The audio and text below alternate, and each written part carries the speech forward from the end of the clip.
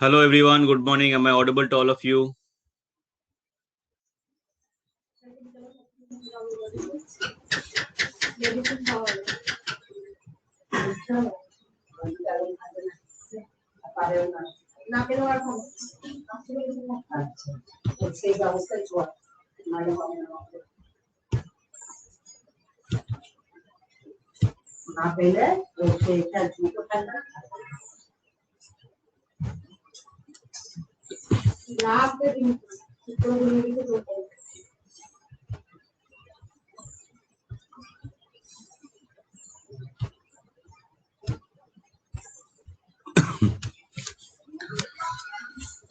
So this is your first class for zoology. Already our started classes for botany.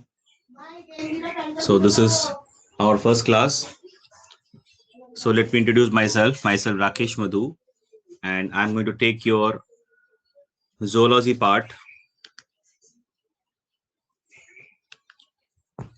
And I believe you all are newly admitted, just passed out. You have just completed your 10th, and you all are aspiring to be a doctor. That's why you have joined PCB, right?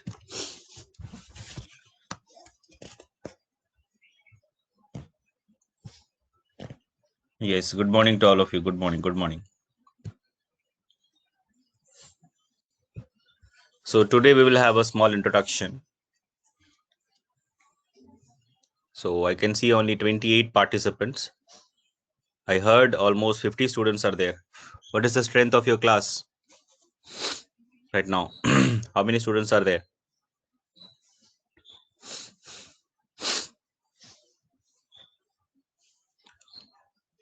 I've already switched on your mic. If anyone want to talk, they can switch on their mic and talk. And because of some technical issue today, I think you're not able to see my face. Tomorrow I will make sure that you can see my face as well. So for one day you can adjust.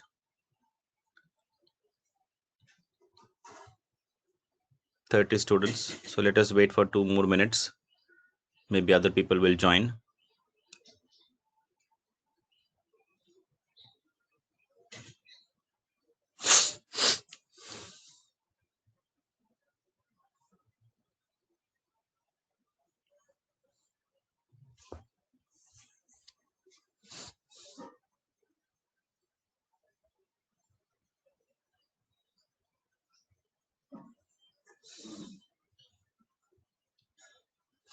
And let me inform you all that this week I will take all your classes.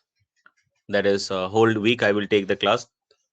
And from next week, Monday, Tuesday, Wednesday will be taken by Kalyan sir. Thursday, Friday, Saturday will my class. We'll have your my classes.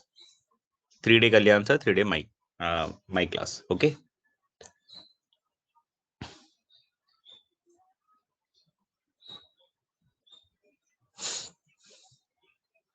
कितने लोग आ गए? 38.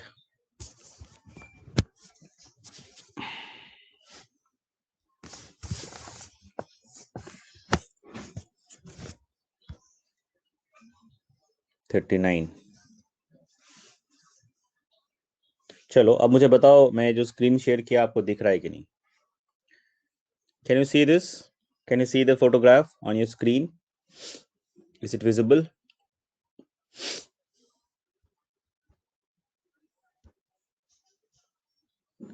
Yes.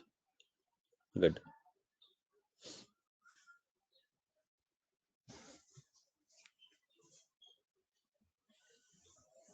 Okay. Till now 39 students I can see. So I'll wait for some more minutes. So the first chapter, what we're going to discuss in zoology, that is animal kingdom. So we'll discuss animal kingdom in the first chapter.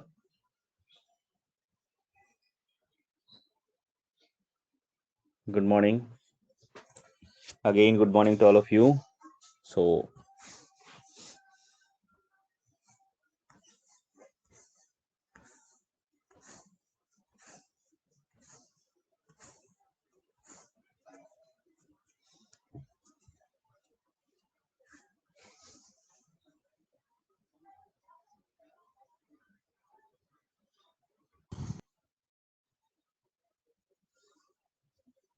Vivek is asking, sir, do you need to make any separate notebook for zoology and botany? Yes, definitely you need to make separate notebook for botany, separate for zoology. दोनों का अलग अलग बनाना है.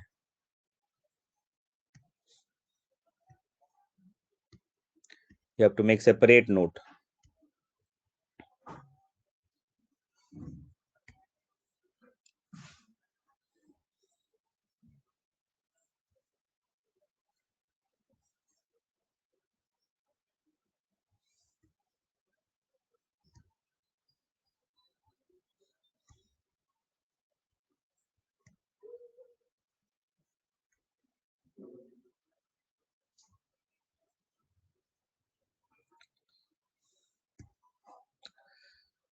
चलो 50 लोग हो गए almost 49.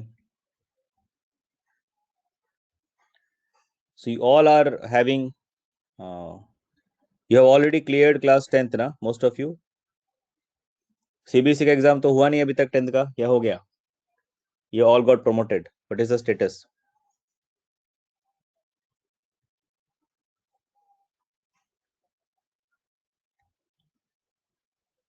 आपका एग्जाम हो गया सबका? अच्छा, एग्जाम नहीं हुआ. So अभी तक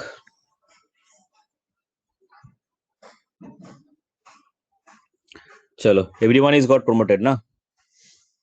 10 से प्रमोट हो गया ना सबका. चलो, so you are now in class 11 officially. Good, very good. Now how many of you ever heard about animal kingdom? Class 8 9 में तो पढ़ा होगा एनिमल किंगडम के बारे में. क्या है एनिमल किंगडम, मतलब किसकी बात कर रहे हैं हम लोग? We are talking about what?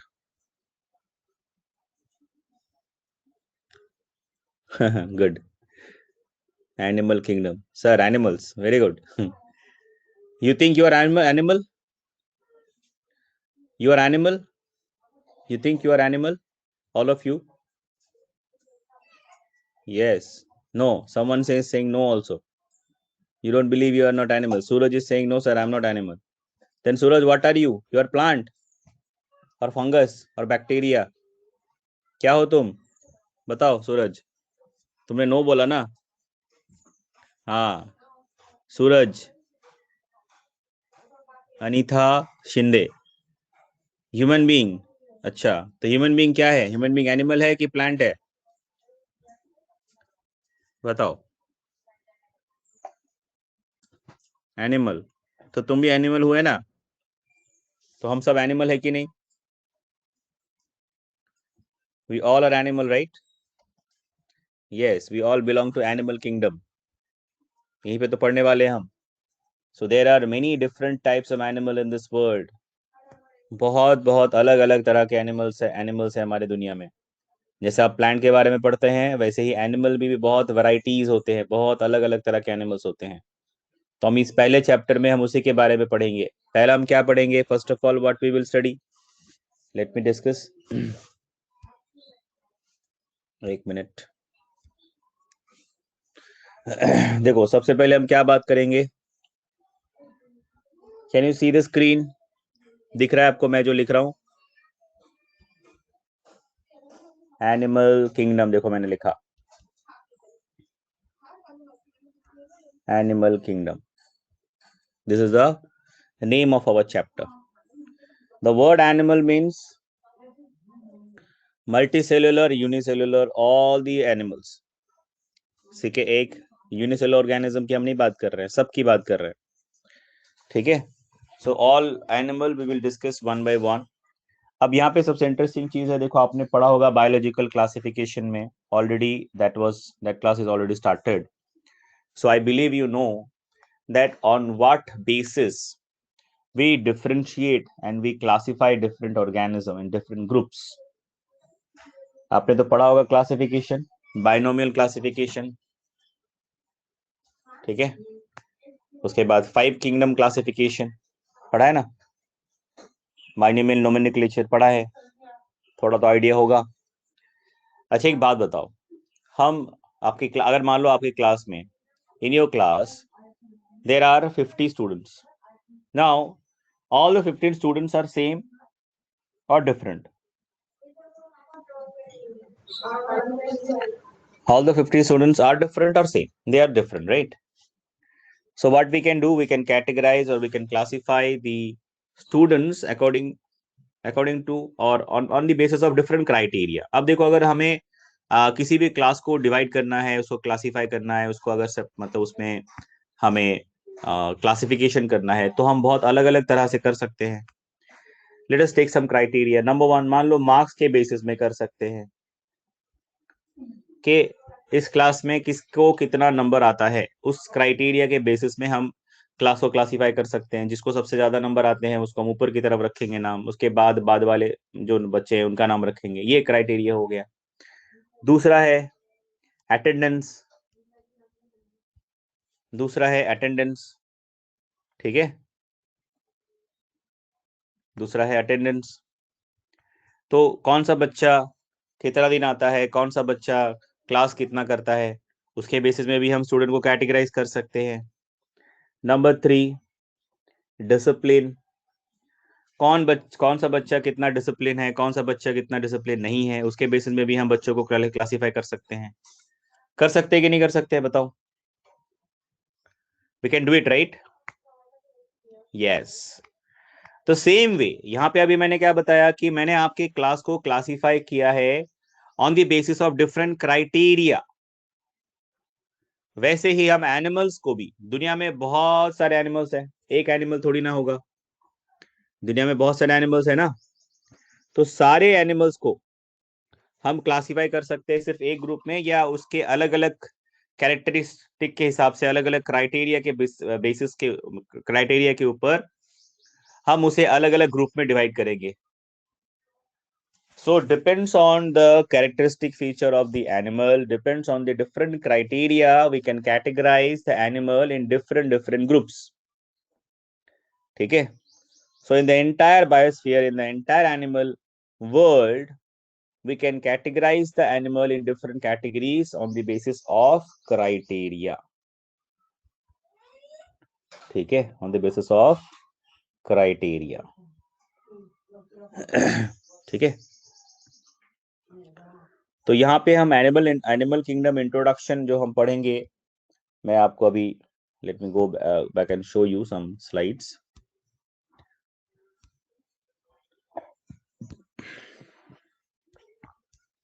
So I believe you can see this. देखो दुनिया में कितने तरह के एनिमल्स हैं। So what we can do, we can categorise the animal according to there,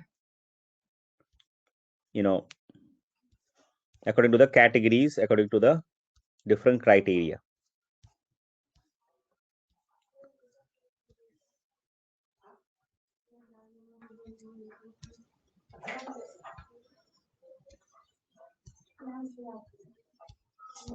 Just give me 1 minute.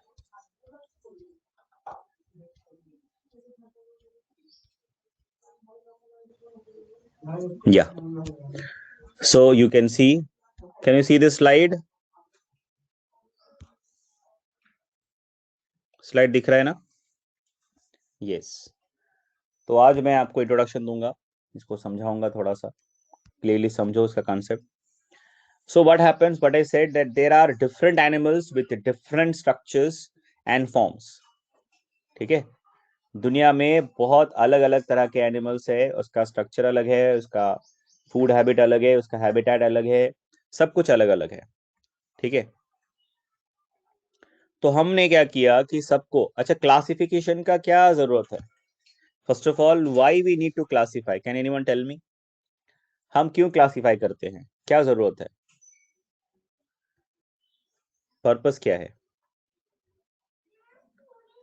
For systematic study, या basically for our convenience, to make it more easy, more logical, अब मान लो कि अगर आप किसी library में जाते हो, I believe by this time most of you have visited library at least once in your life minimum. ठीक है, लाइब्रेरी में तो पक्का गए हो आप लोग। तो जब आप लाइब्रेरी में जाते हो तो उसमें देखना अलग अलग सेक्शंस होता है। लिटरेचर का अलग सेक्शन, साइंस का अलग सेक्शन, फिक्शन का अलग सेक्शन, उसमें भी लैंग्वेज का भी अलग सेक्शन होता है, हिंदी का अलग सेक्शन, इंग्लिश का अलग सेक्शन, मराठी का अलग सेक्शन। ठीक है, ठीक है। तो इसका मतलब हम क्यों ऐसा करते हैं? मान लो कि मुझे एक किताब चाहिए जिस किताब का नाम है अ ट्रेन टू पाकिस्तान, मान लो। अब लाइब्रेरियन में जाकर आप पूछोगे मुझे ये वाला किताब चाहिए, तो लाइब्रेरियन आपसे पूछेगा क्या किताब, मतलब बुक कौन सी है, कौन से लैंग्वेज में, सबसे पहले वो पूछेगा। तो बोलेगा, आप बोलोगे इंग्लिश। उसके बाद वो पूछेगा कि आप ये जो किताब है वो फिक्शन है या लिटरेरी है या साइंस बुक है, कौन सा बुक है? तो आप बोलोगे एक फिक्शन है, एक नॉवेल है। तो फिर वो बोलेगा फिक्शन इंग्लिश नॉवेल का सेक्शन वहां पे है, वहां जाइए, वहां पे आपको मिल जाएगा। तो आप क्या करोगे, वहां पे एक एक करके बुक ढूंढोगे, आपको फाइनली मिल जाएगी। सो हमने यहाँ पे क्या किया, बुक्स को भी हमने क्लासिफाई किया, उसको अरेंज किया है logically, according to its language, according to its type. ठीक है, तो हमने अलग अलग कैटेगरी के हिसाब से, अलग अलग क्राइटेरिया के बेसिस में हमने बुक्स को अलग अलग किया है। ठीक है, तो वैसे ही हम एनिमल्स को अलग अलग क्राइटेरिया के बेसिस पे हम उसको डिवाइड करते हैं। क्यों ऐसा करते हैं? For better understanding, for easy easy understanding, and for our own convenience. मान लो आपके क्लास में अगर 5 बच्चा है और उस सारे 5 बच्चों का नाम राकेश है। ठीक है, मेरा भी नाम राकेश है। ठीक है, तो सारे बच्चों का नाम राकेश है, मतलब सारे बच्चों में से 5 बच्चों का नाम राकेश है। अगर मैं अभी क्लास में जाकर बोलूंगा राकेश तो सब लोग आ जाएंगे। तो अभी कोई भी क्लासिफिकेशन हमने किया नहीं है, तो हम इसीलिए क्या करते हैं, रोल नंबर दे देते हैं। अभी मैं रोल नंबर के हिसाब से बोलूंगा तो जिसका जो रोल नंबर है वो अभी खड़ा हो जाएगा या फिर वो आ जाएगा, है ना? तो इसमें कोई कंफ्यूजन नहीं होगा। तो पर्पस समझ में आया कि हम क्यों करते हैं क्लासिफिकेशन। इसका पर्पस होता है for our own convenience to study the things in a logical manner. So the classification help in assigning a systematic position to newly described species. अब मान लो कि एक तो हम उसको अच्छे से उसको अरेंज कर दिया है, हमने हमने सारे एनिमल ग्रुप को उसके क्राइटेरिया के बेसिस पे ऊपर, क्राइटेरिया मतलब सिमिलैरिटीज एंड डिसिमिलैरिटीज। ध्यान देना, हम एनिमल के बीच में सिमिलैरिटीज भी देखते हैं और डिसिमिलैरिटीज भी देखते हैं। दोनों के बेसिस में हम उसको ग्रुप करते हैं। आपने पढ़ा होगा phylum, species, genus, family, order, class. ठीक है, ये जो क्लासिफिकेशन का आपने पढ़ा होगा बायोलॉजिकल क्लासिफिकेशन में शुरू में, है ना? तो हम क्या करते हैं, हम ऑर्गेनिज्म के बीच में सिमिलैरिटीज देखते हैं और डिसिमिलैरिटीज दोनों देखते हैं। On the basis of similarities and the dissimilarities we group the animal in a particular group. ठीक है, अब मान लो कल को हमें कोई एक नया स्पीसीज मिल गया, एक नया एनिमल हमें मिला। तो सबसे बड़ा क्वेश्चन है कि इस एनिमल को हम कौन से ग्रुप में रखेंगे। ठीक है, उसको रखने में भी हमें हेल्प होगा क्योंकि हमने ऑलरेडी पहले से ही जो भी क्राइटेरिया है, जो लॉजिकल पैटर्न्स है, जो लॉजिकल प्रोसेस है, उसको हमने उसको डिटरमाइन कर लिया, हमने उसको प्रैक्टिस करके, उसको स्टडी करके, उसको एक्सपेरिमेंट करके उसको हमने फिक्स कर लिया। तो कोई भी एनिमल होगा हमको हमको मिल जाएगा, तो हम उसको पहले स्टडी करेंगे, उसके बारे में देखेंगे, उसका सारा कैरेक्टरिस्टिक उसको एक्सप्लोर करेंगे और हम देखेंगे कौन से का मतलब ग्रुप में ये बेस्ट फिट होता है, हम उसको उस ग्रुप में डाल देंगे। ठीक है, चलो। Now, in spite of differences in structure and forms of the different animals, there are fundamental features common to various individuals in relation to the arrangement of cells, body symmetry, nature, coelom, then pattern of digestive system, circulatory system, reproductive system. तो ये सारा criteria है। हम जब किसी भी animal को categorise करते हैं हम, तो ये सारा क्राइटेरिया हम देखते हैं। क्या क्या देखते हैं कि एनिमल वो बना किससे, कितने सेल से, सिंगल मल्टी सेलुलर है कि यूनिसेलुलर है, उस सेल का ऑर्गेनाइजेशन कैसा है, सेल का अरेंजमेंट कैसा है, टिश्यू है, टिश्यू लेवल ऑर्गेनाइजेशन है या सेलुलर लेवल ऑर्गेनाइजेशन है या ऑर्गन लेवल ऑर्गेनाइजेशन, हम वो देखते हैं। उसके बाद हम क्या देखते हैं, बॉडी सिमेट्री। बॉडी सिमेट्री क्या होता है कि बॉडी को डिवाइड करेंगे अगर एक सेंट्रल एक्सिस से, तो बॉडी कितने पार्ट में डिवाइड होता है, क्या हम उसे डिवाइड कर पा रहे हैं कि नहीं, सिमेट्री है या नहीं है, वो भी हम देखते हैं। तो ये सारे क्राइटेरिया है, एक एक करके देखो, हम सब डिस्कस करेंगे। बॉडी में सीलोम है कि नहीं, सीलोम क्या होता है, बॉडी कैविटी, अभी पढ़ेंगे सब हम आगे। उसके बाद डाइजेस्टिव सिस्टम का पैटर्न क्या है, सर्कुलेशन कैसा है, रिप्रोडक्टिव सिस्टम कैसा है, ये सारा क्राइटेरिया और भी बहुत सारे क्राइटेरिया हम पढ़ेंगे आगे। ये सारे क्राइटेरिया के बेसिस में हम एनिमल को अलग अलग कैटेगरीज में डिवाइड करते हैं, ठीक है। और जो क्लासिफिकेशन का जो मेथड है, जिस the branch of science which actually deals with the classification, ठीक है ना, उसको हम कहते हैं taxonomy. So what is taxonomy? Taxonomy is the branch of science which deals with the study of nomenclature, classification, and principle of classification. और ये जो क्लासिफिकेशन है, ये टैक्सोनॉमी है, इसके फादर हम किसको मानते हैं, या फादर ऑफ जो जूलॉजी है, इसको हम किसको मानते हैं, Aristotle is known as father of zoology. He was a person who first time who tried to arrange the or classify the animal according to their different characters, and he published a book, and the name of the book was Historia Animalium. That was the book, and that is why we consider him as the father of zoology. So अगर question आएगा कि who is considered as the father of zoology, Aristotle, ठीक है। चलो, अब देखो Aristotle ने क्या किया, शुरू में तो उनके पास उतना नॉलेज या उनके पास उतना साइंस उतना एडवांस तब था नहीं, तो उस समय उनके पास जितने भी इक्विपमेंट्स थे उनके उसको उन्होंने यूज किया, और उन्होंने क्या किया, he classified the animal in on in some categories on the basis of the colour of the blood, ठीक है। उन्होंने ब्रॉडली एनिमल्स को दो पार्ट में डिवाइड कर दिया ब्लड के कलर के हिसाब से। पहला है एनीमिया, मतलब, और एनीमिया बोल सकते हैं हम इसको, एनीमिया बोल सकते हैं, not anaemia, it is enema मतलब those animals they do not have RBC और रेड ब्लड सेल, जिसके पास रेड ब्लड सेल नहीं है उसको उन्होंने एक ग्रुप में डाल दिया, और जो एनिमल जिसके पास रेड ब्लड सेल है उसको उन्होंने एक दूसरे ग्रुप में डाल दिया। तो animal which are having the red blood cell, they are known as anemia. Animals who are having the red blood cell, they are known as enemia. Enema मतलब जो भी एनिमल जिसके पास रेड ब्लड सेल नहीं है उसको उन्होंने क्या कहा, एनीमा। जिसके पास ब्लड सेल है उसको उन्होंने कहा ईनीमा। अभी जो ईनीमा है, he divided the eenema in again two parts, two groups. One is ovipara, another one is your vivipara. Ovipara मतलब they give birth to their young ones, example mammals, and vivipara means animals which lay eggs. जैसा आपने देखा है, आपको पता होगा, reptiles, abs, amphibians, pieces मतलब fishes की बात करें, फिशेस को हम पीसेस बोलते हैं, ठीक है। एम्फीबियन भी एक ग्रुप है, रेप्टाइल्स भी एक ग्रुप है, एब्स भी एक ग्रुप है, सब हम आगे पढ़ेंगे, सो डोंट वरी। यहां तक हमने जो भी डिस्कस किया आप लोगों को समझ में आया या नहीं आया, पहले ये बताओ। अगर किसी को कोई डाउट है तो मुझे बताओ, अभी तक हमने जो भी डिस्कस किया उसके ऊपर। If anyone is having any query,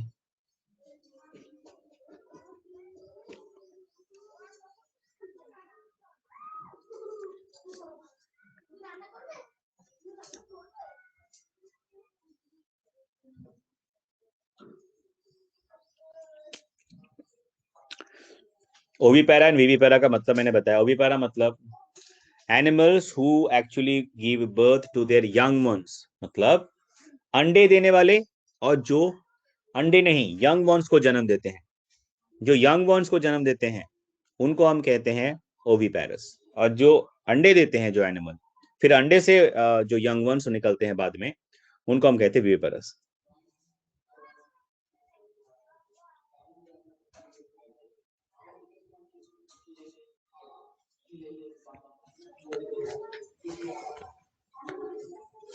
don't worry, मैं नोट्स आप सबको दे दूंगा। आप लोगों ने नोट्स लिखा क्या?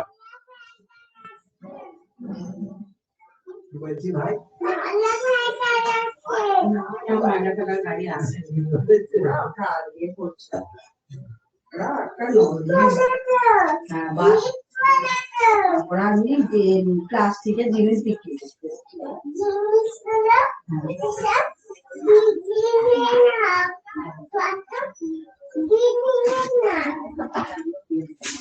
नोट्स किसी लिए लिखा गया?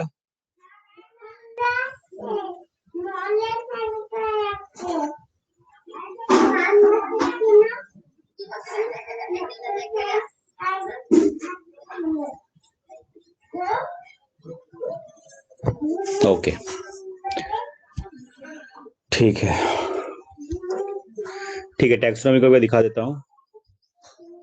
अच्छा, यहाँ पे थोड़ा सा मिस्टेक है। ओवी पैरा मतलब बिल्कुल सही बोला आप लोगों ने, मैंने गलत बोला। ओवी पैरा मतलब होगा जो अंडे देते हैं, और विवी पैरा मतलब जो होता है जो यंग वंस को जन्म देते हैं। तो इसको थोड़ा ठीक कर लेना, ठीक है।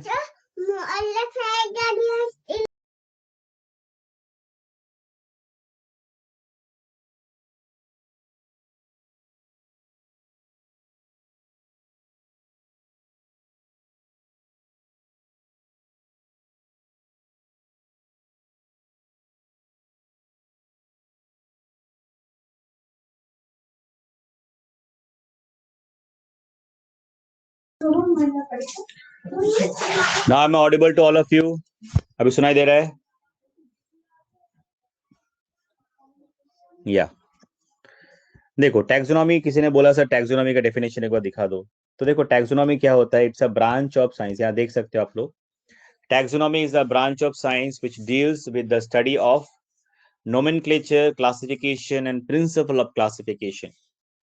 मतलब हम जब किसी भी एनिमल्स को या किसी भी ऑर्गेनिज्म को, टैक्सोनॉमी मतलब सिर्फ एनिमल्स नहीं, कोई भी ऑर्गेनिज्म को, जैसे प्लांट हो गया या फिर एनिमल हो गया, इसको जब हम ग्रुप करते हैं, इसको जब हम क्लासिफाई करते हैं इसके अलग अलग डिफरेंट क्राइटेरिया के बेसिस में, सो और हम इसको जब क्लासिफाई करते हैं, लॉजिकली करते हैं, साइंटिफिकली करते हैं, ठीक है। ऐसे नहीं जैसे मन किया वैसे कर दिया हमने, ऐसे नहीं कर सकते।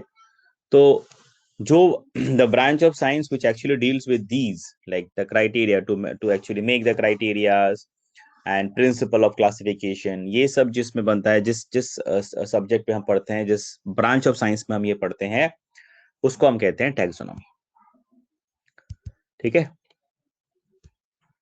क्लियर है? अभी अभी कोई डाउट है? ओविपैरिटी भी क्लियर हो गया? किसी कोई डाउट है तो बोलो।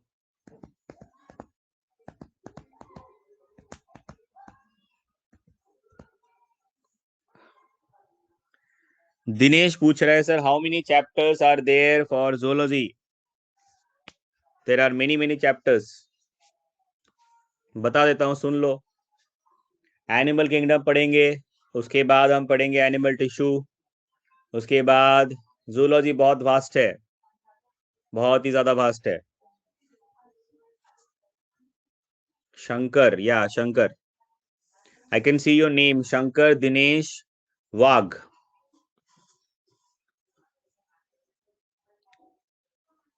चलो, एनिमल किंगडम, एनिमल टिश्यू, उसमें अभी कॉकरोच रहेगा, एनिमल टिश्यू में हम कॉकरोच भी पढ़ेंगे। अर्थवर्म और फ्रॉग नहीं है, सिलेबस से हट गया है, तो वो नहीं पढ़ेंगे।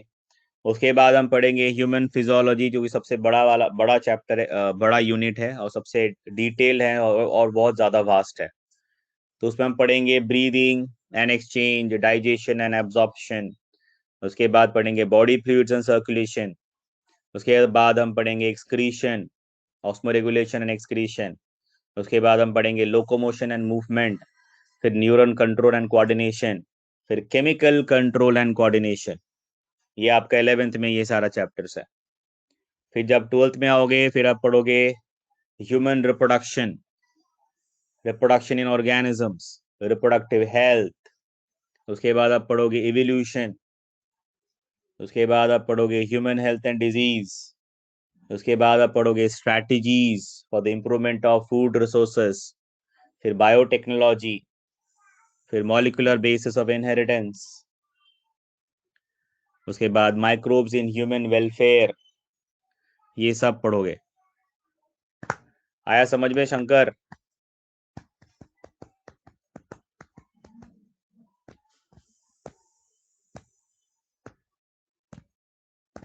या देयर आर ऑलमोस्ट 19 चैप्टर्स, आधा से थोड़ा ज्यादा होगा। टोटल 38 चैप्टर्स है, उसमें से जूलॉजी में 19 से 20 चैप्टर्स आ जाएंगे। You don't worry about that, जो भी चैप्टर्स आएंगे वो सब पढ़ेंगे हम, ठीक है। वॉइस इज ब्रेकिंग, कल्पेश कह रहा है। Is it clear now Kalpesh? My voice is clear?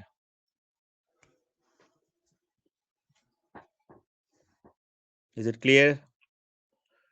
Okay, it's Audible now, very good. ठीक है, तो अभी मैंने अभी तक जो भी डिस्कस किया है ये क्लियर है क्या आपको? जो बेसिक मैंने अभी बताया आपको, इंट्रोडक्शन दिया एनिमल किंगडम के बारे में, ठीक है, क्लियर है? मैं फिर से एक बार रिपीट करता हूँ, उसके बाद हम फिर आगे बढ़ेंगे। देखो ध्यान से देखो, क्योंकि आप लोग अभी पिछले एक हफ्ता से बायोलॉजिकल क्लासिफिकेशन पढ़ रहे हो as per my knowledge and the information of what I have got. देखो बायोलॉजिकल क्लासिफिकेशन का मतलब आपने आपने वहां पे पढ़ा होगा कि जो भी ऑर्गेनिज्म है बायोस्फीयर में, बायोस्फीयर का मतलब क्या होता है? जीव मंडल, मतलब all the living organism coming under biosphere. जितने भी लिविंग ऑर्गेनिज्म है उसको हम किसको लेके हम क्या बोलते हैं? बायोस्फीयर बनता है उसको। उसमें हमें क्या मिलेगा? उसमें हमें यूनिसेलुलर ऑर्गेनिज्म मिलेंगे, मल्टीसेलुलर ऑर्गेनिज्म मिलेंगे, उसमें हमें बैक्टीरिया मिलेगा, वायरस मिलेगा, फंगस मिलेगा, प्रोटोजोन्स मिलेंगे, उसमें हमें एनिमल्स मिलेंगे, प्लांट्स मिलेंगे। तो हम ये जो अलग अलग तरह के ऑर्गेनिजम्स है, अलग अलग तरह के लाइफ फॉर्म्स है, उसको हमने कैटेगराइज किया, उसको हमने क्लासिफाई किया according to their behaviour, according to their habitat, according to their food habit. ऐसे करके बहुत सारे क्राइटेरिया है जिसके बेसिस पे हमने उसको क्लासिफाई किया है। वैसे ही हम एनिमल्स को भी क्लासिफाई करते हैं उनके बहुत सारे क्राइटेरिया के बेसिस के ऊपर। तो वो जो क्या क्या क्राइटेरिया है, देखो सारे क्राइटेरिया तो हम यहाँ नहीं पढ़ेंगे, तो इसमें से जो इंपॉर्टेंट मेन क्राइटेरिया हम फॉलो करते हैं, कोई भी एनिमल हमें जब नया मिलता है उसको ग्रुप करने के लिए, उसको क्लासिफाई करने के लिए, the different types of criteria whatever we are using, तो उसमें जो साइंटिफिक प्रोसेस है, साइंटिफिक जो मेथड है, उसमें हम जो क्राइटेरिया को फॉलो करते हैं, उसमें से जो इंपॉर्टेंस है वो हम इस क्लास में, क्लास 11 में डिस्कस करेंगे। तो शैल वी स्टार्ट?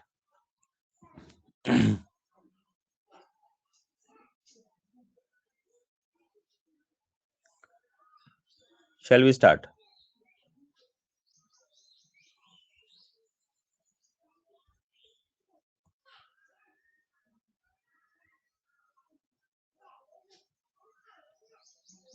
चलो,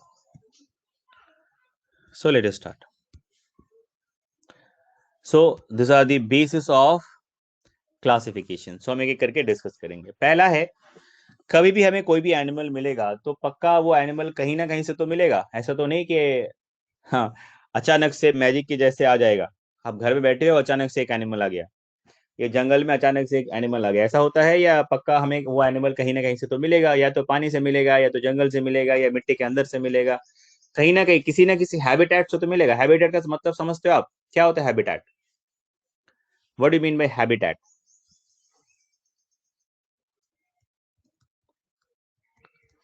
हैबिटेट क्या मतलब है? हैबिटेट मतलब क्या है? What do mean by habitat? Habitat means organism और the animal where they live, जहां पे वो रहते हैं उसको हम कहते हैं हैबिटेट, ठीक है। तो देखते हैं यहाँ पे,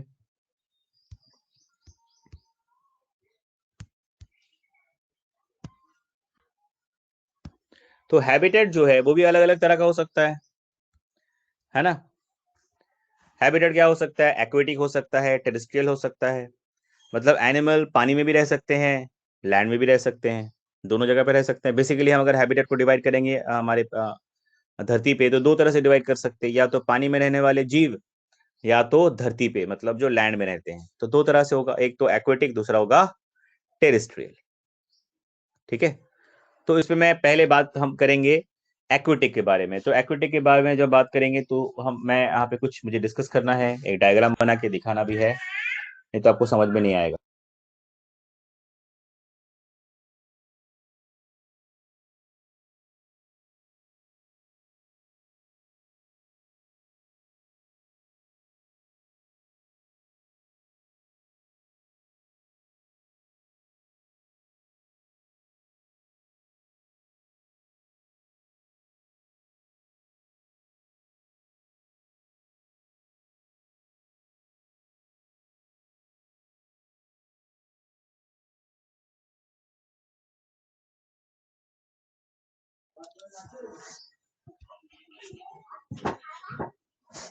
अभी आया वॉइस?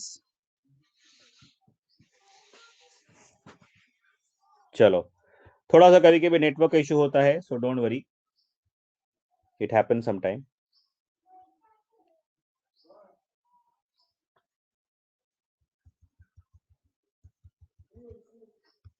एक मिनट। चलो, अब देखो टेरेस्ट्रियल, सबसे पहले हम बात करेंगे किसके बारे में? एक्वेटिक जो एनवायरमेंट है उसके बारे में। So let me draw this diagram.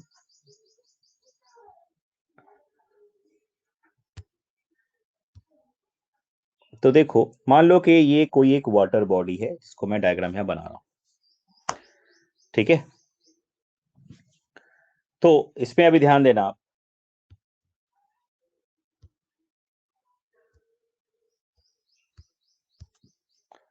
So suppose this is a water body, this is a pond, ठीक है? तो इसमें ऐसे पानी भरा हुआ है, ठीक है? एरियल हैबिटेट, देखो कोई भी ऐसा एनिमल तो नहीं है जो हवा में ही रहता है कंटिन्यूअसली। जैसे बर्ड्स है, they can fly, but at the and they come back and they live on trees, ठीक है? तो उसके लिए अब एरियल तो बोलते हैं उनको, बट एटलीस्ट वो रहते कहाँ पे हैं? फाइनली कहाँ रहते हैं बताओ? कोई पैदा होने के बाद कोई ऐसा होता है कि पैदा हुआ बर्ड और वो हवा में ही है, और मतलब जिंदगी उसका हवा में ही बीत गया, हवा में ही रहता है, मतलब उतरता ही नहीं, हवा में ही रहता है, वैसा होता है? ऐसा ऐसा कोई भी देखा है ऐसा एनिमल?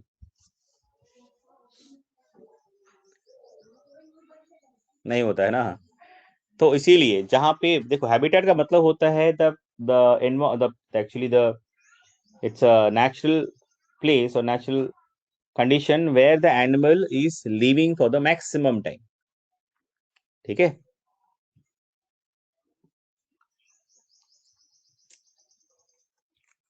ठीक है ना? चलो कुछ एनिमल्स जो होते हैं, जो पानी में भी रहते हैं, लैंड में भी रहते हैं, उनको हम बोलते हैं एम्फीबियंस, ठीक है? तो वो उस तरह के एनिमल भी हमें मिलेंगे। और अगर एनिमल्स पे अगर हम देखेंगे तो birds are the only animal which can actually fly, and there are some other animals also there, like bats can fly, there are some insects are there which can also fly. So there are different types of animal which can also fly apart from birds. But you have to see that they're living where they're living actually at the end of the day. They're flying and they're coming back to their habitat, proper habitat, ठीक है? But हम उनको aerial बोलेंगे क्योंकि वो उड़ते हैं। अभी वो टेरेस्ट्रियल में आएगा, उसका टेरेस्ट्रियल में हम डिस्कस करेंगे। अभी हम एक्वेटिक पढ़ रहे हैं, तो लेट अस डिस्कस एक्वेटिक, ठीक है? अच्छा, अच्छा, बहुत लोगों ने कुछ लिखा है अभी। साक्षी ध्यानेश्वर भापकर, उन्होंने लिखा है, sir, condition the condition natural home of an animal, the condition in that natural place are favorable for survival as the climate and temperature, definitely। अब देखो कहीं पे बहुत ज्यादा टेम्परेचर है, वहां पे तो सरवाइव नहीं कर सकते ना तुम। जितना हमें टेम्परेचर जरूरी है उससे ज्यादा टेम्परेचर हो जाएगा, उससे ज्यादा ह्यूमिड कंडीशन हो जाएगा, तो हाँ, कोई भी एनिमल सरवाइव नहीं कर सकता। तो ऑब्वियसली जहाँ पे कोई भी एनिमल सरवाइव कर रहा है, वो उसका फेवरेबल कंडीशन, उस हैबिटेट में उसको फेवरेबल कंडीशन मिला है, इसीलिए वो सरवाइव कर रहा है। चलो, let us without further do let us continue our discussion. अभी एक्वेटिक एनवायरनमेंट में आप देखोगे, if this is a water body, तो सबसे पहले आपको समझना होगा, देखो ब्लू कलर से मैंने जो बनाया है, दिस इज कंप्लीटली वाटर। अभी जो एक वाटर बॉडी में ये जो कंप्लीट जो वाटर है, ये जो पूरा पानी है, इसको हम बोलते हैं पेलाजिक। इसको हम क्या बोलते हैं? पेलाजिक। ध्यान देना, ठीक है? अब इसके बाद एक नेक्स्ट क्वेश्चन आप लोगों से, मुझे बताओ, अभी मान लो जो सन है, सनलाइट जो है, वो आएगा इस पॉन्ड में आएगा, और ये सनलाइट कहाँ तक जा सकता है? क्या ये पूरे बॉटम तक जाएगा या नहीं? क्या लगता है आप लोगों को? ये एक पर्टिकुलर जोन तक ही जाएगा या बॉटम तक जाएगा? What do you think?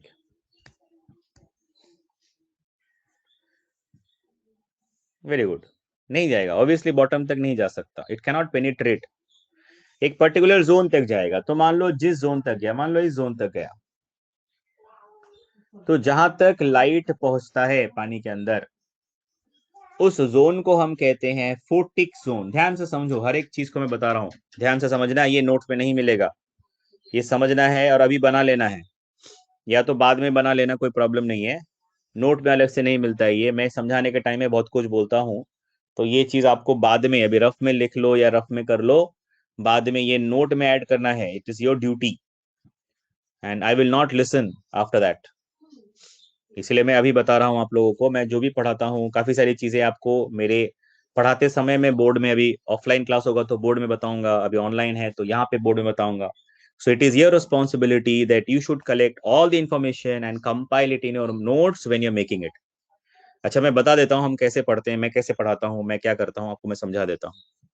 मैं पहले आपको पूरा पढ़ाऊंगा। मान लो आज हमने जो क्राइटेरिया जहां तक पढ़ सकते हैं पढ़ेंगे, और मैं क्या करूंगा, आपको, आपके पास दो ऑप्शन है, आपके हिसाब से जो बैच जैसे बोलता है मैं उस हिसाब से करूंगा। अगर आप बोलोगे कि डे अभी स्पॉट में ही जो भी मैंने पढ़ाया वो मैं नोट्स आपकी स्क्रीन के ऊपर रखूंगा, आप लिख लेना। या अगर आप बोलोगे नहीं सर आप बाद में भेज देना ग्रुप में, मैं हम लोग वहां से लिख लेंगे, जो भी करो आपकी मर्जी, बट आपका नोट अलग होना चाहिए जूलॉजी में। फर्स्ट सेकंड, जो भी मैं यहाँ पे पढ़ाता हूँ समझाने के समय में, जो भी इंपॉर्टेंट मैं बता देता हूँ, जो डायग्राम या कुछ भी पॉइंट्स, वो भी आपके नोट्स में होना चाहिए। ऐसा नहीं बस ये पढ़ते समय पढ़ लिया और बाद में नोट्स पे लिखा नहीं। आया समझ में सबको? क्लियर है? क्लियर है? तो आप लोग क्लास के दौरान लिख लोगे, during the class you want to write all the notes, और you want to write it later on. मैं तो बोलूंगा क्लास के टाइम में ही लिख लो जो भी मैंने पढ़ाया है।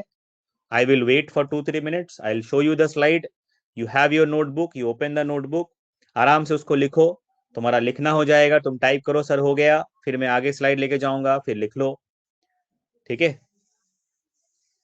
Yes, that is my suggestion. अब there are many students they like it later on, in later on after the class, that is their choice. ठीक है, but if you like, my suggestion is you should write the notes on spot during the class. इससे क्या होगा, आपको notes में भी कोई problem होगा तो आप क्लैरिफाई कर सकते हो, और आपका नोट्स अपडेटेड हो जाएगा, टाइम वेस्ट भी नहीं होगा, आपको क्लास भी खत्म हो गया, नोट लिखना भी खत्म हो गया, बस अभी पढ़ना है। ठीक है? That is my suggestion and now it is your wish. ठीक है, तो ध्यान से अभी देखो, तो इसको समझाता हूं मैं, उसके बाद मैं स्लाइड दिखाऊंगा, फिर लिख लेना। अब देखो सो द जोन, जहां तक, ठीक है, light the zone till which, or the depth till which the light can penetrate, it can go, उस जोन को हम कहते हैं फोटिक जोन। क्या कहते हैं उसको? Photic zone. अब देखो फोटिक जोन का क्या फायदा है। अब देखो लाइट जहां पे पहुंचेगा, जहां तक लाइट जाएगा, इसका मतलब है वहीं तक फोटोसिंथेसिस होगा। अब विदाउट लाइट तो फोटोसिंथेसिस हो नहीं सकता। इसका मतलब है जो भी ग्रीन एल्गी है, जो फाइटोप्लैंक्टन्स है, जो भी प्राइमरी प्रोड्यूसर्स है, वो सब हमें कौन सा जोन में मिलेंगे? फोटिक जोन में मिलेंगे। अच्छा सर, फिर जो वाला पार्ट जहां पे, जिस जोन में लाइट नहीं पहुंचता, उसको हम क्या कहते हैं? सिंपल, ए फोटिक जोन। मतलब वहां पे लाइट नहीं जाता है, उसको हम क्या बोलेंगे? ए फोटिक जोन। है ना? मैं फिर से रिपीट कर रहा हूं। मान लो एक पॉन्ड है, बहुत बड़ा पॉन्ड या लेक है बहुत बड़ा, ठीक है, उसमें इतना सारा पानी, देखो ब्लू कलर से मैंने बनाया है, तो जो टोटल जो वाटर है उसको हम कहते हैं पेलाजिक। ये जो जोन है पूरा पानी का, इसको हम बोलते हैं पेलाजिक जोन। इसमें से अभी हमने क्या डिवाइड किया? On the basis of the penetration of the light. ठीक है, लाइट कितना किस डेप्थ तक जाता है उसके बेसिस हमने हमने पूरा पेलाजिक जोन को दो पार्ट में डिवाइड किया है। जिस डेप्थ तक, जिस जोन तक लाइट आता है उसको हम बोलते हैं फोटिक जोन, जहां पे प्राइमरी प्रोड्यूसर मैक्सिमम होगा।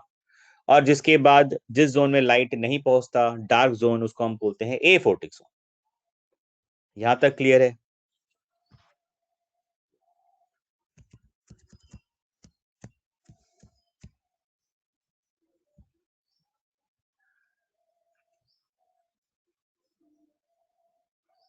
चलो ठीक है। किसी ने बोला है सर एक बार फिर से समझाओ, मैं फिर से समझाता हूँ, कोई बात नहीं। अच्छा, किसी ने लिखा है sir how the plant grows in the bottom of ocean. Ocean के बॉटम में प्लांट ग्रोथ होता है, आपको ये कौन बताया गौरव? कहाँ देखा आपने कि ओशन के बॉटम में प्लांट ग्रो होता है? कहीं तो देखा होगा, आपने देखा है? तो फिर किधर ग्रो होते वो? मतलब ओशन में प्लांट्स होते हैं क्या? ओशन में प्लांट्स नॉर्मल टेरेस्ट्रियल प्लांट के जैसा होता है क्या? तुमको क्या लगता है, बताओ?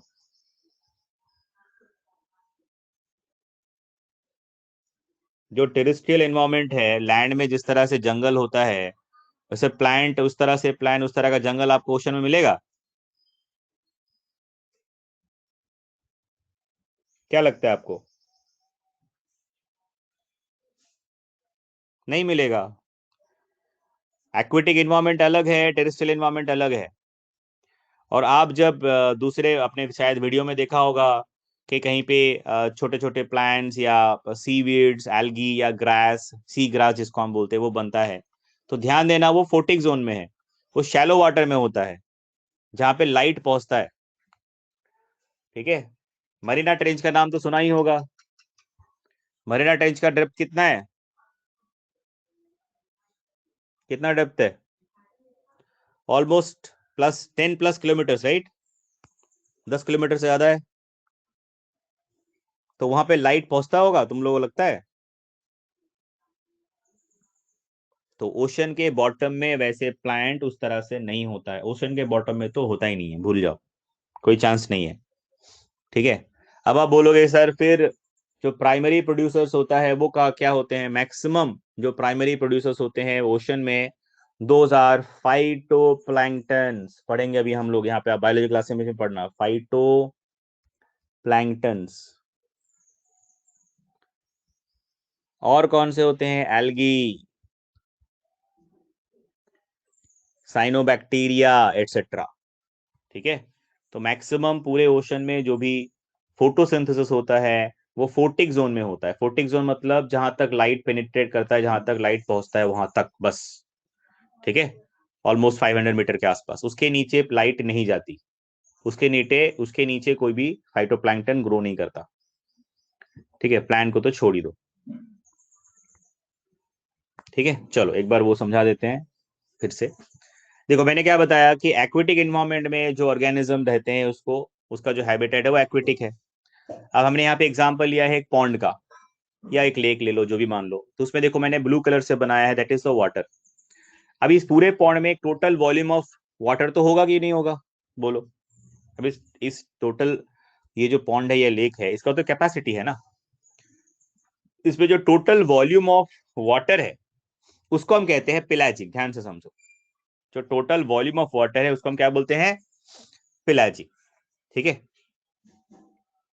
या the total water is called pelagic zone, that's all. मुझे एक बात बताओ, अगर मैं यहाँ पे जितना, मान लो यहाँ पे जितना भी वाटर है उसको मैं निकाल लूं, अब इसमें कोई भी ऑर्गेनिज्म रह सकता है क्या? रह सकता है क्या? नहीं रह सकता। तो यहाँ पे जो वाटर है, दैट इज द हैबिटेट। तो water is the habitat, that is why call it is aquatic environment. अभी वाटर लेक में होने दो, वाटर पॉन्ड में होने दो, वाटर कहीं में भी, रिवर में भी होने दो, तो रहने के लिए हैबिटेट यहाँ पे इंपॉर्टेंट कौन सा है? कौन सा हैबिटेट में ऑर्गेनिज्म रह रहा है? पानी में रह रहा है, एक्वेटिक एनवायरनमेंट में। ठीक है। तो ये मैंने बताया था पहला। दूसरा है कि जो लाइट पेनिट्रेशन है वो एक पर्टिकुलर जोन तक ही लाइट पेनिट्रेट करता है, उसके बाद लाइट नहीं जा सकता। तो जिस जोन तक लाइट जाएगा इसका मतलब है उस जोन में फोटोसिंथेसिस होगा, इसीलिए हम उसको कहते हैं फोटिक जोन। और जहां पे लाइट नहीं पहुंचेगा, जिस डेप्थ में लाइट नहीं पहुंचेगा, उसको हम क्या बोलेंगे? ए फोटिक जोन। ठीक है। यहां तक समझ में आया? अभी क्लियर है कि नहीं, बताओ?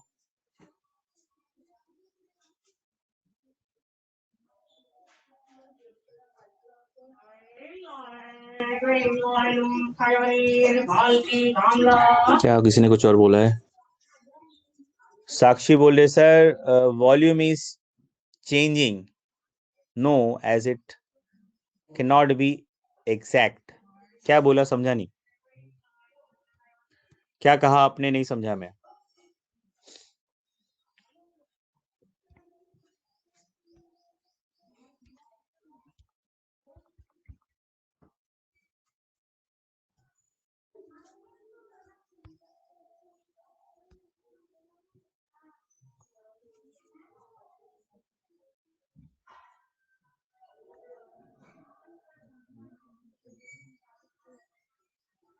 आप लोगों को स्क्रीन दिख रहा है? स्क्रीन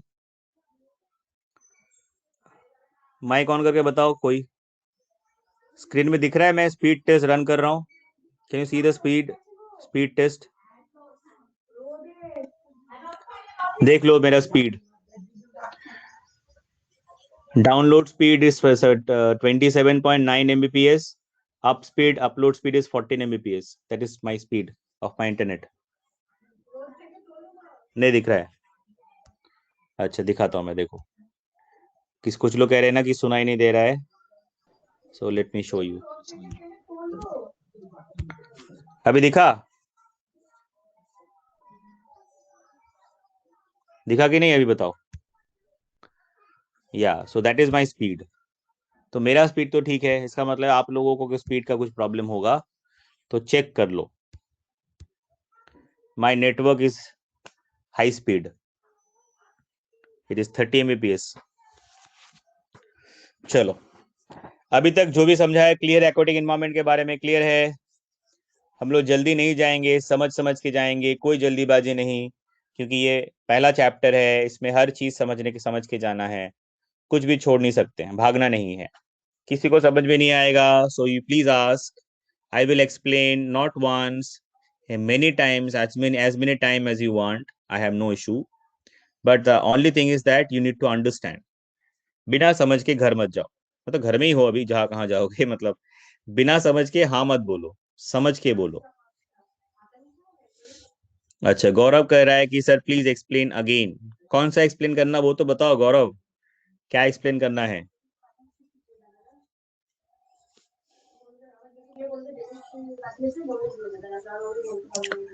क्या एक्सप्लेन करूं गौरव? फिर से कौन सा? पिलाजिक। ध्यान से समझो, फिर से बता रहा हूं। मान लो अगर ये कोई वाटर बॉडी है तो इसमें क्या होगा? वाटर तो होगा। तो मान लो ये मैंने ब्लू, इसीलिए मैंने अलग कलर से बनाया।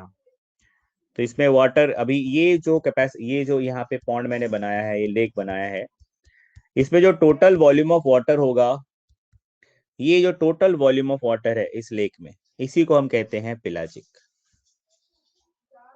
इसी को हम क्या कहते हैं? पिलाजिक। बस इतना ही आया समझ में?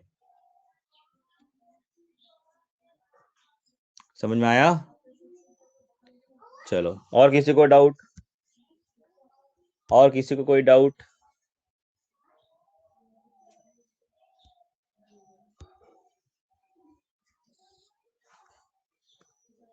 No doubt, good. अब देखो यहाँ पे कुछ चीज और बताना है तुम लोगों को। अब ये जो एक्वेटिक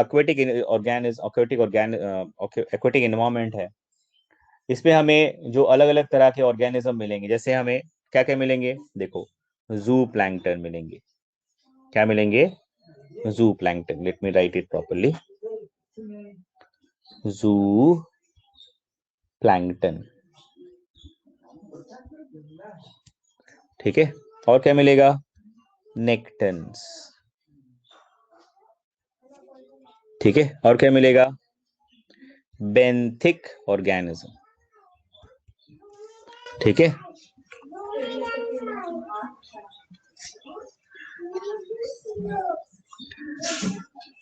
राजेंद्र तन्वी पवार पूछ रही है, sir what is the first chapter for zoology? अभी क्या पढ़ रहे हैं हम लोग? मैंने शुरू में क्या बोला? बोलो। एनिमल किंगडम पढ़ेंगे ना, यही तो फर्स्ट चैप्टर है।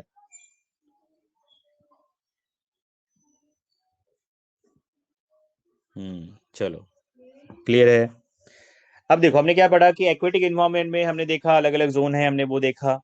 अब इसमें एक चीज और जान लो कि जो बॉटम पार्ट होता है एकदम, ठीक है, बॉटम जो होता है किसी भी वाटर बॉडीज का, किसी भी एक्वेटिक एनवायरनमेंट का जो बॉटम होता है, उसको हम बोलते हैं बेंथिक जोन। क्या बोलते हैं उसको? Benthic zone. देखो मैं दिखाता हूं। मान लो ये है लेक, तो ये जो बॉटम है इसको हम कहते हैं बेंथिक जोन। Benthic zone. ठीक है।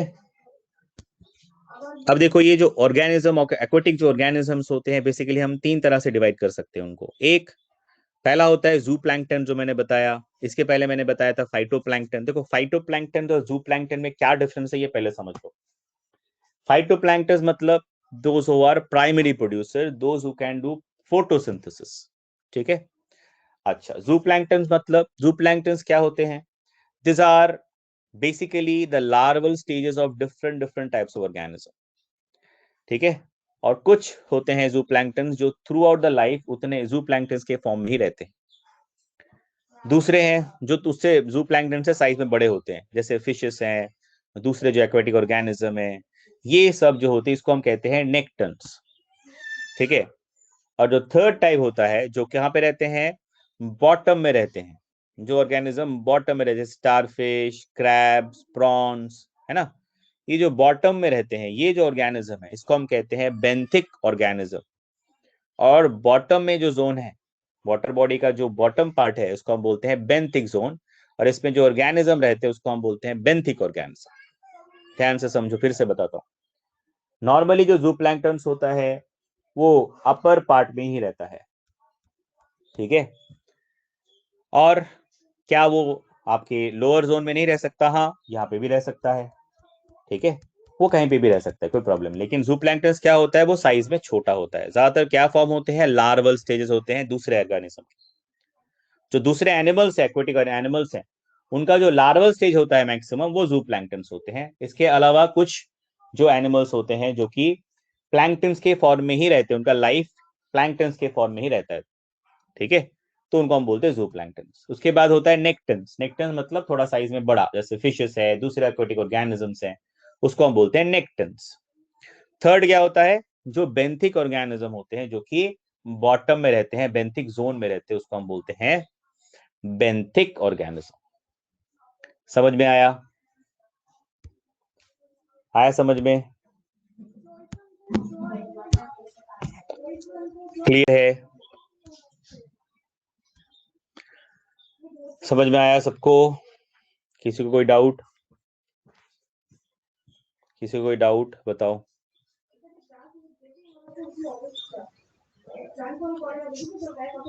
Okay,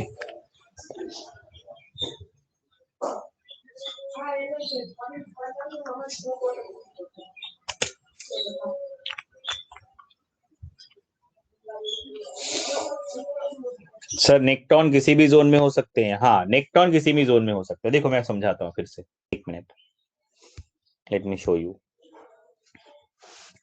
late me take a page.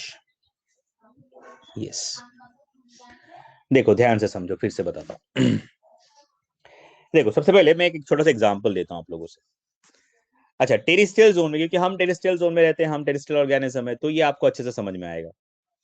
अब देखो टेरिस्ट्रियल जोन जो है, टेरिस्ट्रियल जो ऑर्गेनिज्म हम लोग हैं, अभी लैंड में जो ऑक्सीजन या फोटोसिंथेसिस करते हैं वो कौन से ऑर्गेनिज्म है? बताओ, तुम लोग बताओ। फोटोसिंथेसिस कौन करता है? ऑक्सीजन का प्रोडक्शन कौन करता है? प्लांट्स करते हैं, ऑब्वियसली, वेरी गुड, प्लांट्स। और प्लांट्स अलग अलग तरह के होते हैं, छोटे हो सकते हैं, बड़े हो सकते हैं, अलग अलग तरह के प्लांट्स होते हैं, हमें पता है। वैसे ही the same way aquatic environment में भी तो ऑक्सीजन का जरूरत है। डिजॉल्व ऑक्सीजन वहां पे भी होना चाहिए, क्योंकि वहां पे एक्वेटिक ऑर्गेनिज्म रहते हैं, उनको भी तो गैसेज एक्सचेंज करना पड़ेगा। तो वहां पे भी प्राइमरी प्राइमरी प्रोड्यूसर होना चाहिए। और वहां पे प्लांट तो नहीं हो सकते, तो वहां पे क्या होते हैं? प्राइमरी प्रोडक्शन के लिए, फोटोसिंथेसिस के लिए, ऑक्सीजन प्रोडक्शन के लिए वहां पे कौन सा ऑर्गेनिज्म होता है? वो होता है फाइटोप्लैंक्टन। फाइटोप्लैंक्टन। अब ये प्लैंक्टन का मतलब ही आप लोगों को समझाता हूं। देखो प्लैंक्टन का मतलब होता है ड्रिफ्टर्स, ये एक लैटिन वर्ड से आया है। प्लैंक्टन्स का मतलब होता है ड्रिफ्ट, ड्रिफ्टर। प्लैंक्टन का मतलब होता है ड्रिफ्टर। ड्रिफ्टर मतलब लोग समझते हो ना?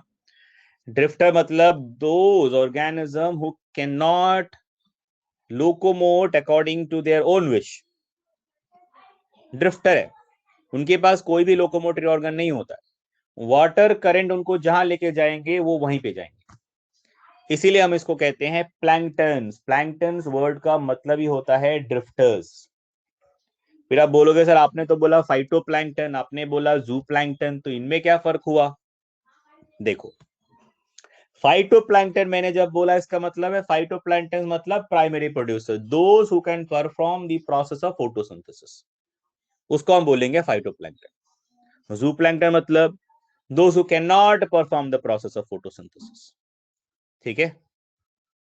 अब दूसरा, अब देखो जूप्लैंक्टन जो है, अभी फाइटोप्लैंक्टन आपने आपको पहले बता दिया, जो फोटोसिंथेसिस करते हैं उसको हम बोलते हैं फाइटोप्लैंक्टन, प्राइमरी प्रोड्यूसर्स। ठीक है, यूनिसेलुलर ऑर्गेनिजम्स होते हैं। जूप्लैंक्टन मतलब अभी ये जो एक्वेटिक इन्वायरमेंट में जो अलग अलग तरह के एनिमल्स हैं, उनका जो लार्वल स्टेज होता है, लार्वल स्टेज, देखो समझाता हूं मैं, ये ज्यादातर जूप्लैंक्टन होते हैं, और साथ में कुछ दूसरे एनिमल्स भी होते हैं जो कि जूप्लैंक्टन के फॉर्म में ही रहता है, उनका लाइफ हिस्ट्री जूप्लैंक्टन फॉर्म में ही होता है। ठीक है sir, phytoplankton will be found in the photic zone. Yes obviously, photosynthesis के लिए लाइट चाहिए, तो फाइटोप्लैंक्टन हमें कौन से जोन में मिलेंगे? सिर्फ और सिर्फ फोटिक जोन में ही मिलेंगे। अब फोटोसिंथेसिस विदाउट लाइट हो सकता है क्या? फोटोसिंथेसिस विदाउट लाइट हो सकता है क्या? नहीं हो सकता है। इसका मतलब क्या है कि फाइटोप्लैंक्टन सिर्फ हमें फोटिक जोन में मिलेगा, ए फोटिक जोन में नहीं मिल सकता। इतना तो क्लियर हो गया। जूप्लैंक्टन मतलब एनिमल्स के लार्वल स्टेज। अभी लार्वल स्टेज मतलब आप सबको पता होगा, थोड़ा बहुत तो पता ही होगा, आपने पढ़ा होगा कि जो फ्रॉग होता है उसका लार्वल स्टेज होता है टैडपोल, पढ़ा है कि नहीं? जो फ्रॉग होता है उसका लार्वल स्टेज होता है टैडपोल। वैसे ही जब समुद्र में, मतलब आपके ओशन में बहुत अलग अलग तरह के एनिमल्स हैं, स्टारफिश है, स्पंजेस है, निडेरियंस है, जेलीफिश है, कोरल्स है, कितने सारे एनिमल्स हैं, उनके भी तो लार्वल स्टेज होंगे, बोलो होंगे कि नहीं होगा? होगा, पक्का, वेरी गुड। तो वो जो लार्वल स्टेजेस हैं उनको हम कहते हैं जूप्लैंक्टन। समझ में आया? आया समझ में? आया समझ में ना? तो जो लार्वल स्टेजेस है मैक्सिमम वही होते हैं जूप्लैंक्टन ज्यादातर। ठीक है। अच्छा, नेक्टॉन्स कौन है? जो नॉर्मल एक्वेटिक ऑर्गेनिजम्स है उन्हीं को हम बोलते हैं नेक्टॉन्स, जो कि पेलाजिक जोन में रहते हैं बस। वो बॉटम में भी रह सकते हैं, टॉप में भी रह सकते हैं, मिडिल में भी रह सकते हैं, उसमें कोई प्रॉब्लम नहीं है। अगर आप बहुत डेप्थ में भी चले जाओगे ना, वहां भी आपको फिशेस मिलेंगे। अगर आप 5 से 4 किलोमीटर नीचे भी जाओगे तो भी आपको fishes are examples of nektons, fishes are examples of the nektons, krills are examples of the nektons, this are all nektons. ठीक है।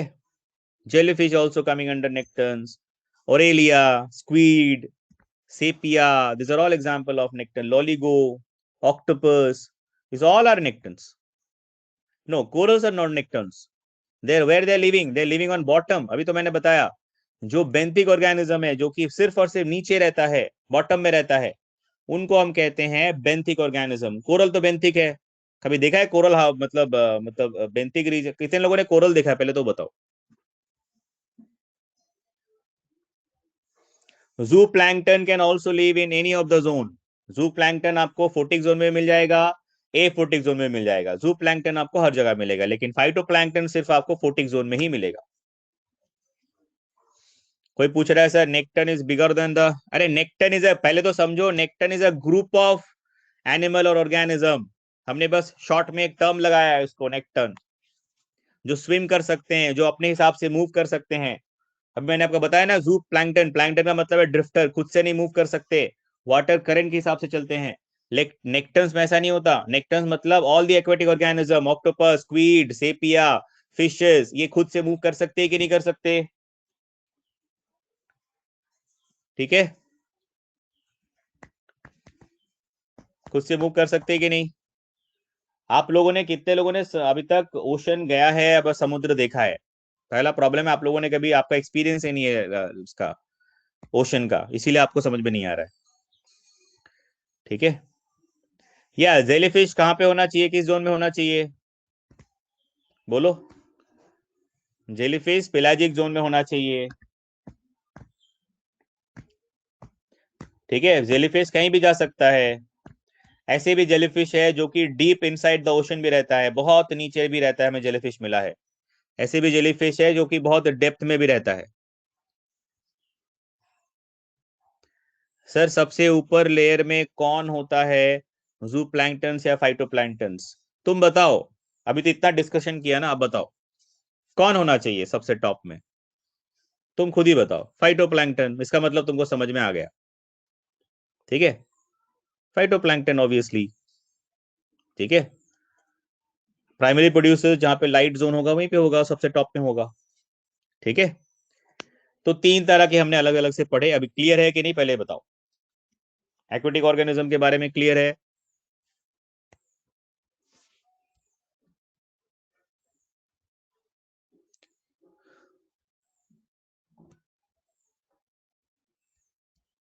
अच्छा, किसी ने पूछा है सर सी स्नेक बेंथिक होगा ना? नहीं, सी स्नेक कहाँ बेंथिक होता है?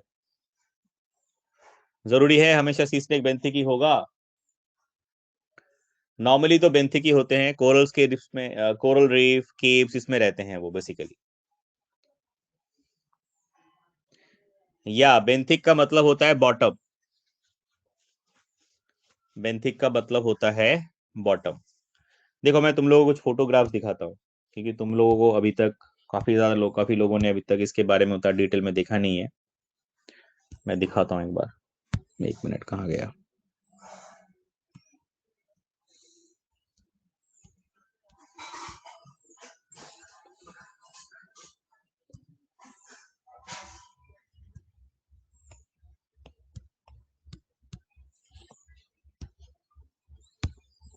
Just give me a minute, I will show you.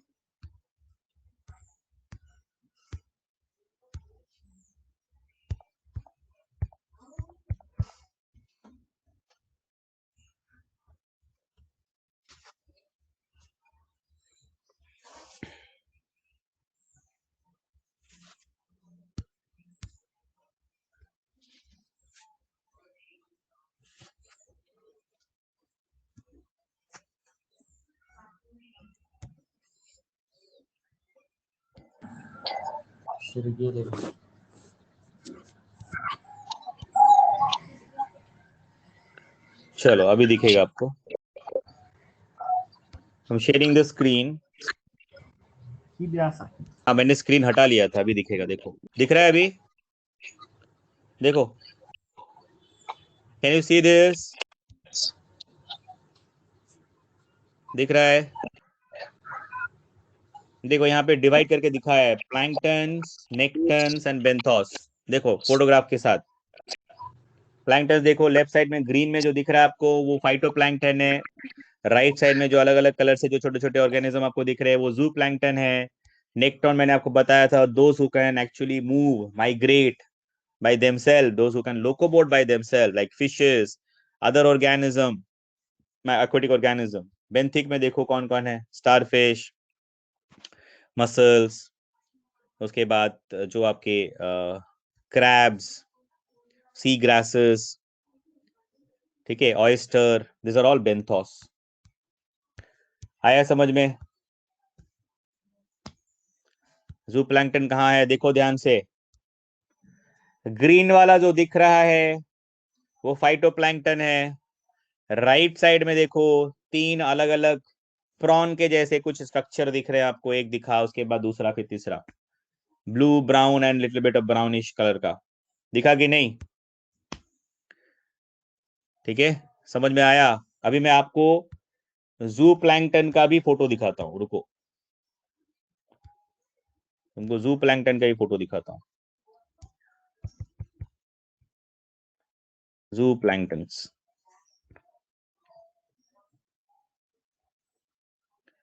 अगर हम पानी लेंगे, मतलब समुद्र से अगर हम ओशन से वाटर लेंगे ना, और उसको माइक्रोस्कोप के नीचे रख के देखेंगे तो हमें ऐसा दिखेगा, ये देखो, दिख रहा है आप लोगों को?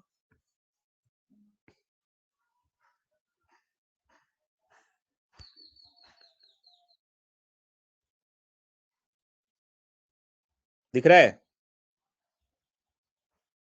This is cirripede, this is one type of larval stage. बहुत छोटे छोटे होते हैं, माइक्रोस्कोपिक होते हैं।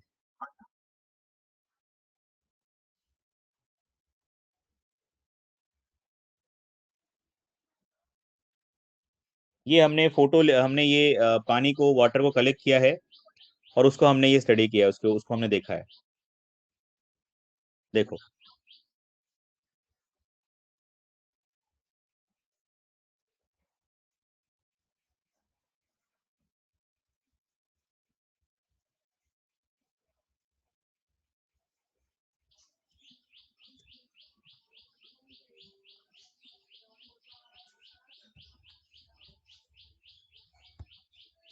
दिखा दिखा आप लोगों को? समझ में आया?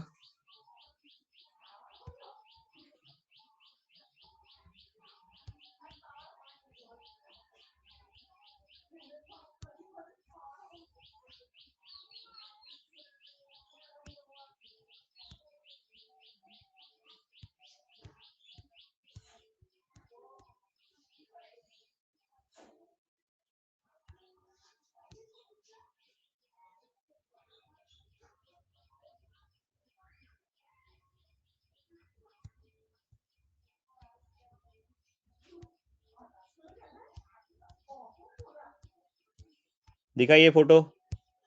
देखो, ये सारे जू प्लैंक्टन से ऐसे दिखते हैं, माइक्रोस्कोपिक, बहुत छोटे छोटे होते हैं। हमें नॉर्मली दिखते नहीं है, हमें वो वाटर कलेक्ट करके उसको माइक्रोस्कोप के नीचे हम अगर रखेंगे तो हमें दिखता है। They are very small.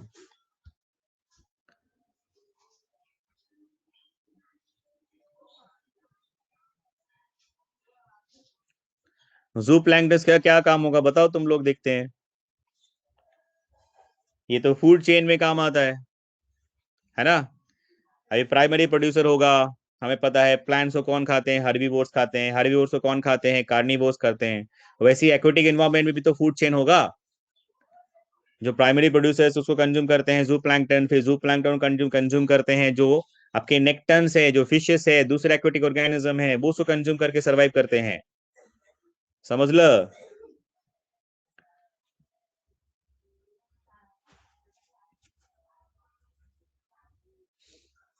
See, I can understand because this is a new beginning for all of you, and I also know that. So that's why I will always try to help you as many different ways I can. तो actual में क्या है कि आपने अभी तक जो भी साइंस पढ़ा है ना, दोज वेर एक्चुअली बेसिक्स। आपने जस्ट ABCD पढ़ा है।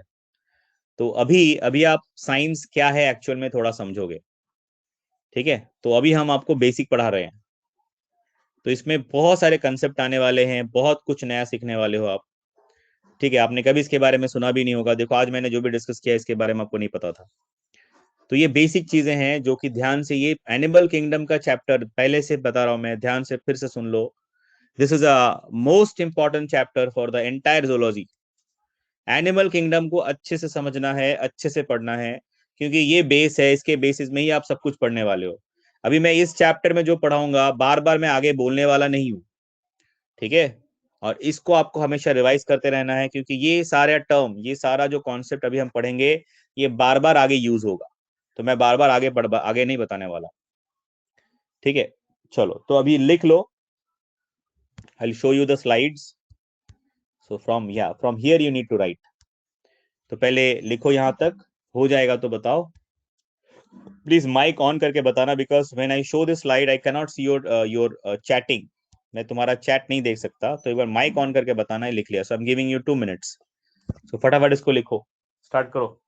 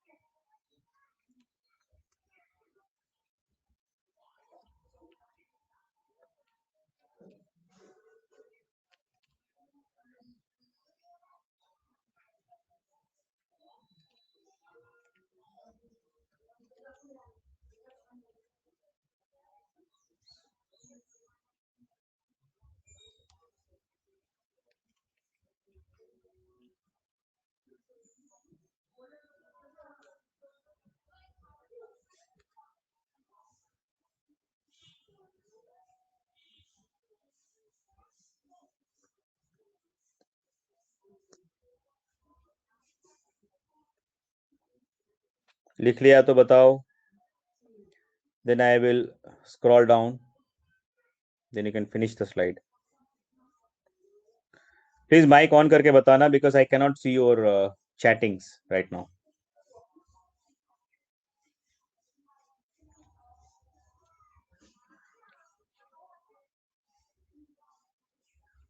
Done, sir. Done. Everyone done? ठीक है, लिख लो.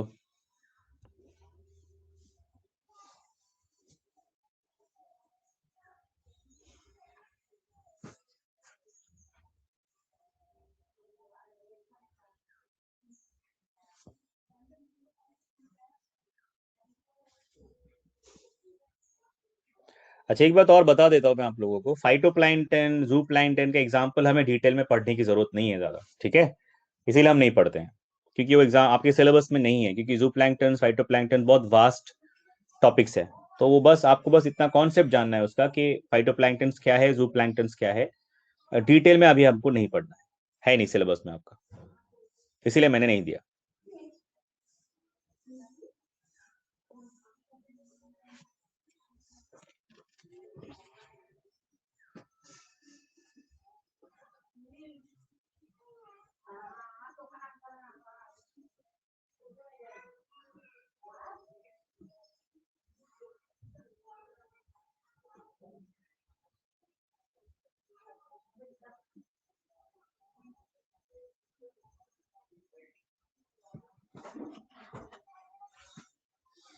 अच्छा, जस्ट एक मिनट, मैं एक बार चैट देख लेता हूँ आप लोगों का. ठीक है. अच्छा, मैं आप लोगों को ना एक बार फाइटोप्लैंक्टन, जूप्लैंक्टन दिखाया है ना, तो एक बार फाइटोप्लैंक्टन भी दिखा देता हूँ. Just give me a minute, फिर लिख लेना उसके बाद.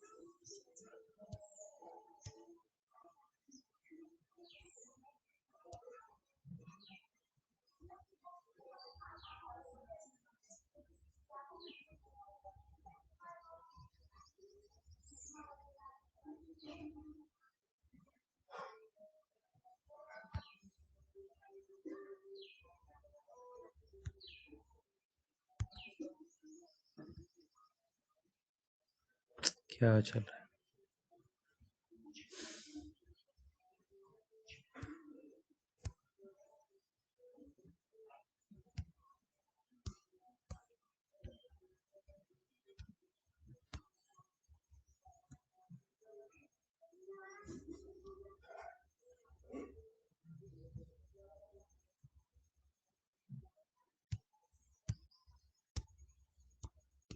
Yeah, can you see this?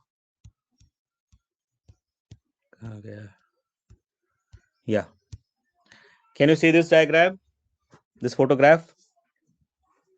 ये भी हमने क्या, ये भी क्या फोटो है ना, ये मतलब पानी लेके उसको हमने माइक्रोस्कोप के अंदर रखे, उसको मैग्नीफाई करके हमने जब देखा तो हमें ये अलग अलग तरह के फाइटोप्लैंक्टन्स दिख रहे हैं. आप देखो ध्यान से, अलग अलग शेप के, अलग अलग पैटर्न के दिखा.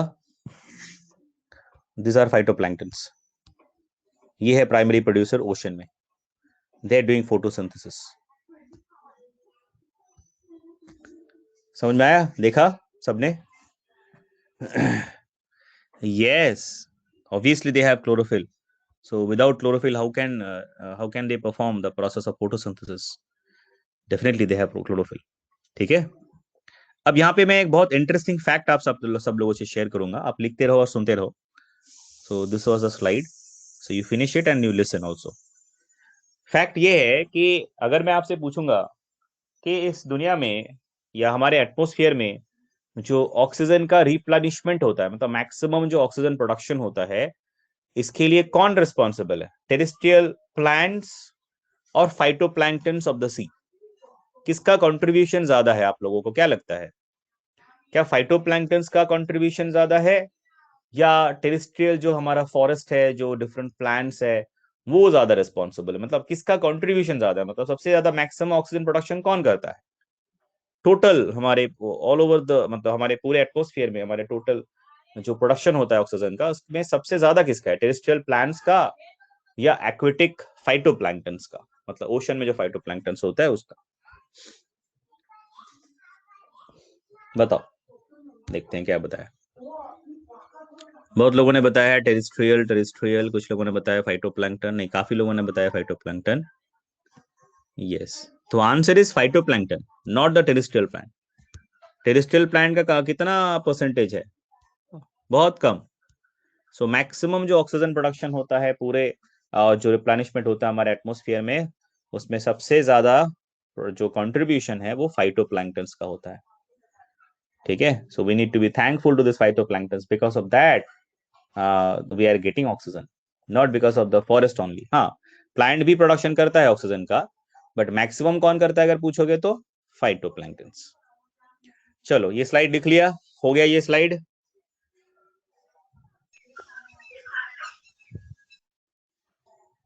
हो गया ये पेज? खत्म हो गया?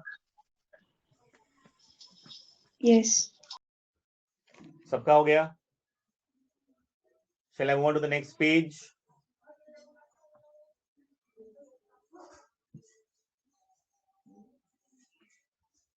Sir, please will you go and show the first page? Sorry, first point. This is the first point.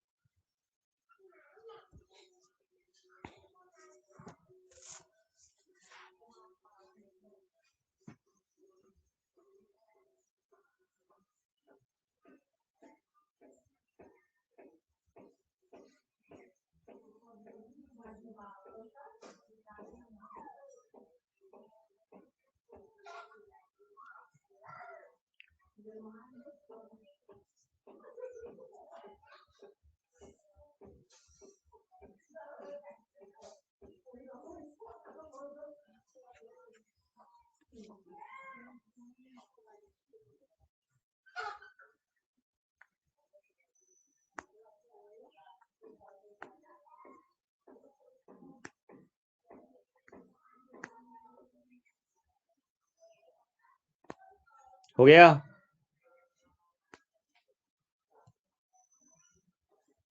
Yes, sir. Thank you, sir. ये पेज हो गया खत्म? Shall I move on to the next page?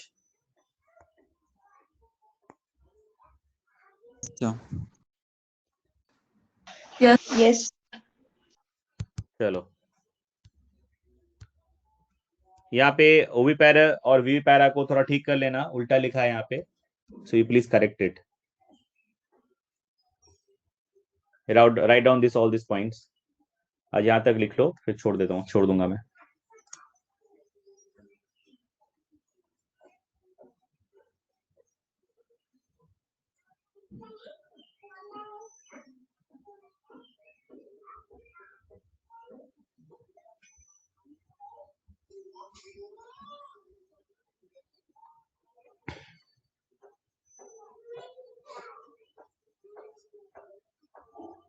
And I will suggest you that you can, after the class, you can go to Google and you can read about your zooplanktons, phytoplanktons, if you have interest.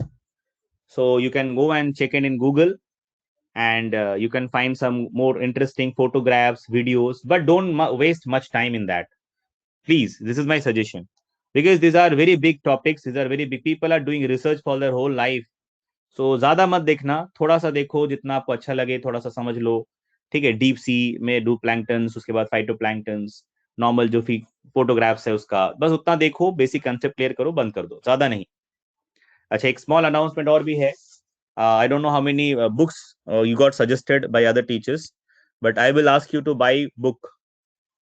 So the book what you need to have is Truman's Elementary Biology Volume 1. ठीक है, कौन सा book खरीदना है आपको? Trueman publication का elementary biology volume 1, ये आपके पास होना चाहिए। ठीक है,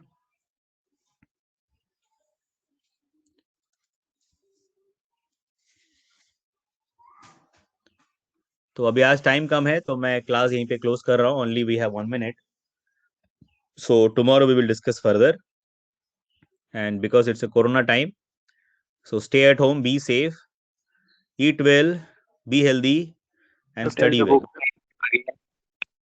या बुक नेम जो है वो लिख लो एलिमेंट्री बायोलॉजी। मैं ग्रुप में डाल देता हूँ, so don't worry, I will update in the group.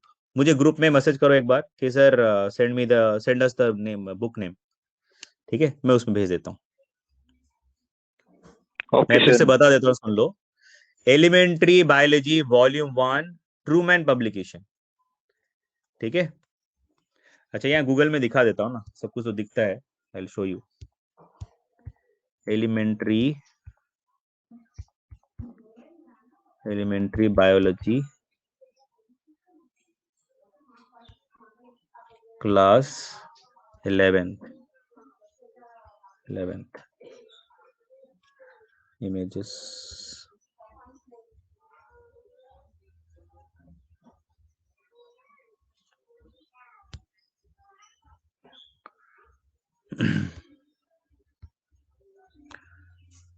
तो मैं दिखाता हूँ एक बार, 1 मिनट। देख सकते हो, this is the book elementary biology volume 1 for class 11। दिखा सबको? This is the book, latest जो एडिशन है वो लेना। दिख गया ना सबको? चलो मैं ग्रुप में भी डाल दूंगा एक बार। चलो ठीक है, बाय बाय, टेक केयर।